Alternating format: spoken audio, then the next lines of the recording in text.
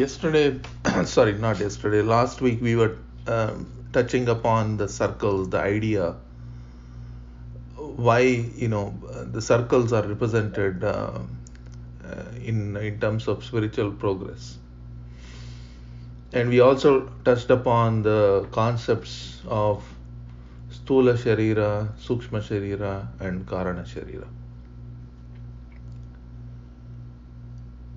But if you still have any questions on this concept of these three bodies, I can answer, and also the five coverings around the soul, the koshas, we can discuss in detail.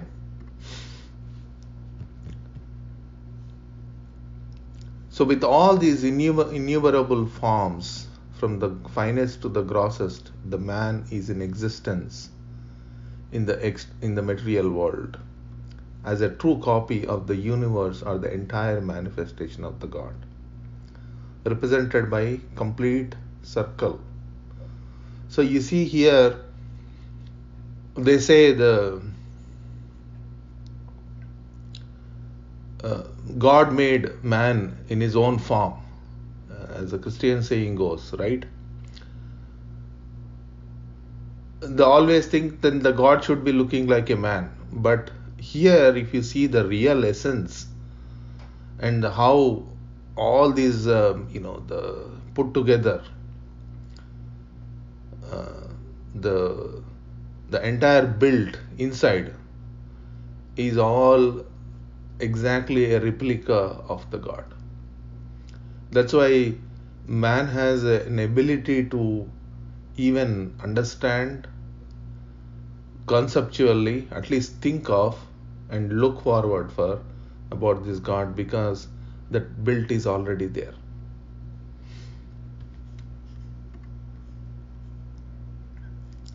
So the entire manifestation of God is represented by a complete circle form. The outermost circumference to the innermost center, 0. We touched upon this last week. Now the innermost center or 0 of a man's existence and God's manifestation is really the same. This is where the similarities come into the picture. Not at a physical gross level. Gross level is many manifestations. Realization of God means the same as the realization of the self and vice versa. This is another very important sentence we need to understand. So all the universe came into existence from the same point, the 0, through the process of evolution. Similarly, man's existence too developed from the same point. So before the time of creation, the only thing in existence was the root cause, and the whole universe as we see today was merged in it, and in the most subtle form. Everything losing its individual identity. Now the center, like the tiny seed of the tree, included within itself the whole universe in the most subtlest form. It was thus the extremely abridged form of the same expanded manifestation we see today.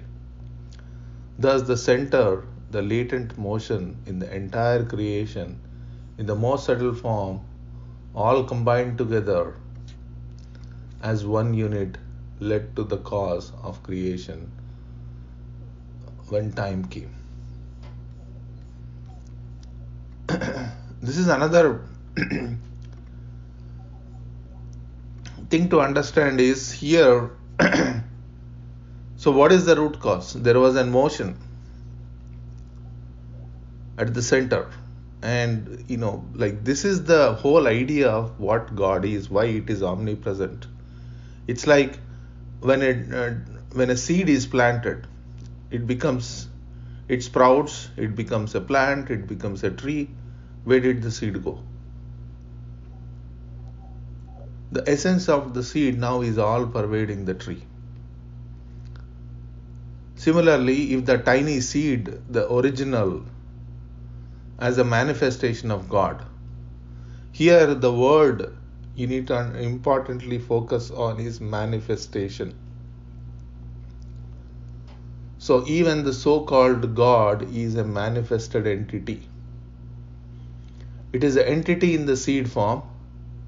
Later, when this entire existence came from that seed form, now the seed, essence of the seed is all pervading. Thus God also became all pervading. If you understand this, now the God is formless or form with the full form. They say Saguna, Nirguna. Saguna means with characters. Nirguna means without any characteristics, not character, characteristics. That question goes away. So it is neither Saguna nor Nirguna. So any definitions you pick, all the opposites, it exists in all the opposites. If you say Saguna, yes, as a manifested God, it is some entity, but not as the entity we kind of imagine. And each religion has so many gods. But the real essence is this entity. When you call it an entity, you can call it Saguna. But if there are no characteristics to that entity, then it becomes Nirguna. So it's both, or it's neither. So that is the beautiful concept, which is very difficult to kind of realize. That is why the saints of the past, the seers of the past, thought over it, and they could not put anything. They could not pinpoint what God is. So they finally said Neti, Neti, means neither this nor that. That is where this concept of Neti came into the picture. If we say this, yes, it is but not. If we say that, it is but not. That is why it is neither this nor that. And Babaji puts it beautifully. He says, remove all the definitions, what you find is God. No definitions. You cannot put. And then what do you talk about all the gods we are referring to? Brahma, Vishnu, Maheshwara, and we have so many millions of gods. They are all functionaries of the nature. Within the nature, the governance has to be there. All those are functionaries of the nature. So when man started to discover, he only looked at functionaries of the nature. If you read the Vedas, the first Veda starts with the earth as God. Then air became the God. Then Akasha became the God. And then they discovered fire. Then fire became the God.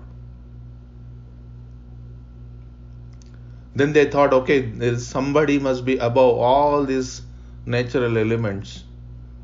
And they called it Indra. Then Indra became the God.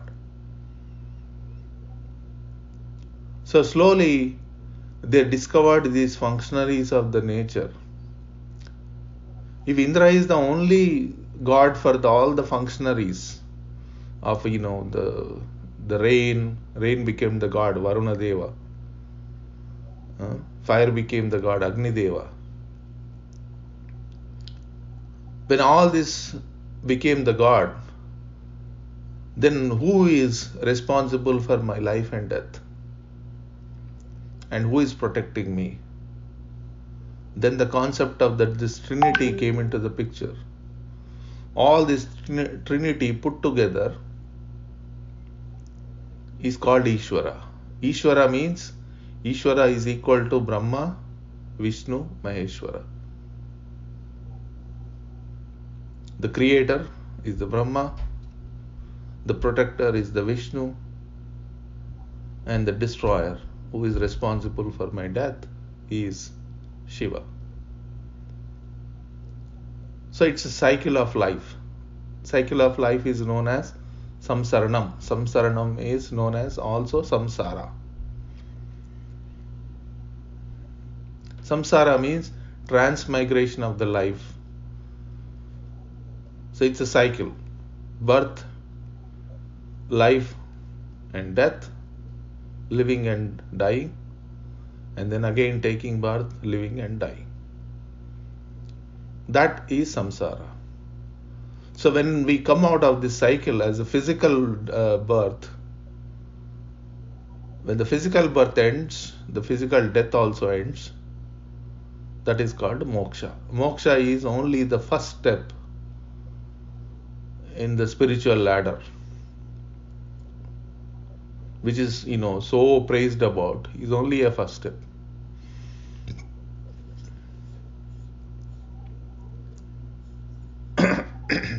So the consciousness of individuality was the first covering in the composition of man. Consciousness of individuality. What is it? Ego. Further additions continued one after the other. The egoism began to develop, ultimately assumed grosser form. The working of mind, senses and faculties began to contribute to their share towards grossness. Action of body and mind led to the formation of samskaras. Finally, now the man exists in the grossest form, consisting of the outer gross body and inner finer bodies and coverings.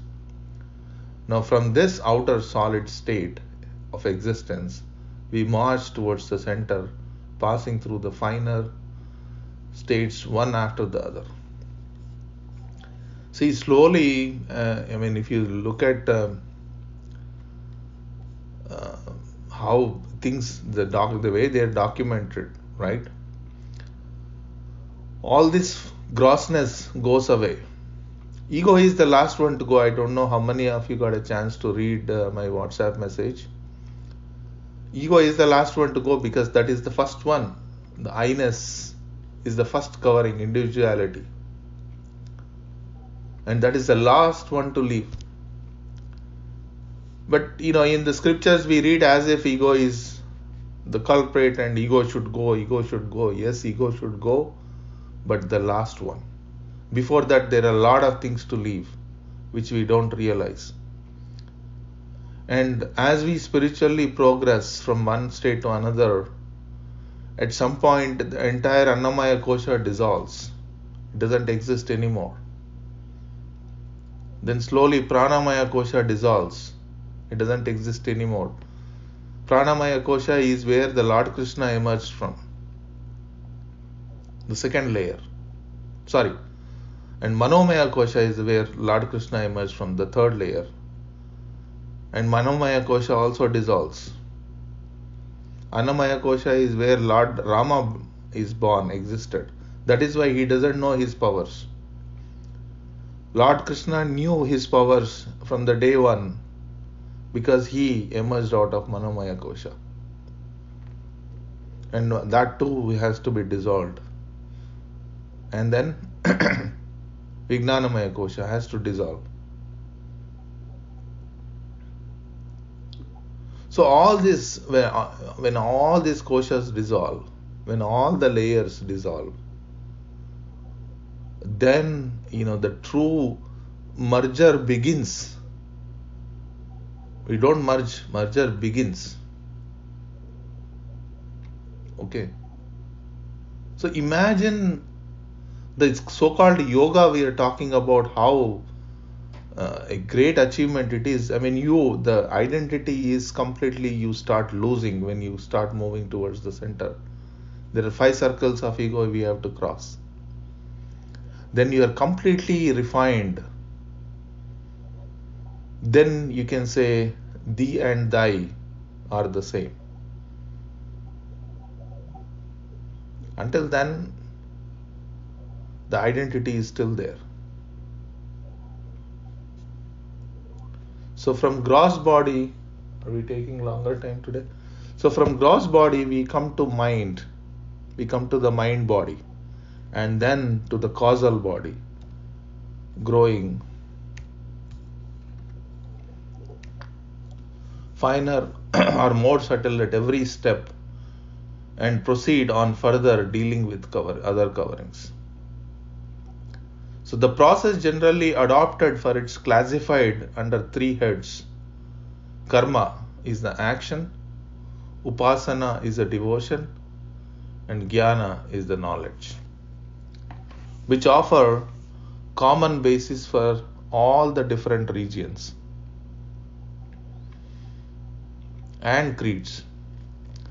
So the four elementary means sadhana chatushtaya adopted for the purpose are almost the same everywhere. The first sadhana was viveka, discrimination. We see many things in the world, but when we think of their existence, we find that they are changeable. That is, they are different forms of Maya, as we generally call them.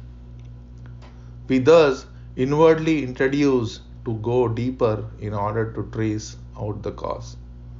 Our attention is thus diverted from transitory things to that which is unchanging or eternal. Worldly objects thus begin to lose their charm, and we feel, in a way, unattached with them. So that is where the viveka kind of leading into vairagya. So we'll talk about vairagya in our next week session in detail. So here Babuji is talking about all the sadhana chatushtaya. We'll deep dive into the concept of viveka and vairagya and other ideas. So I'll stop here.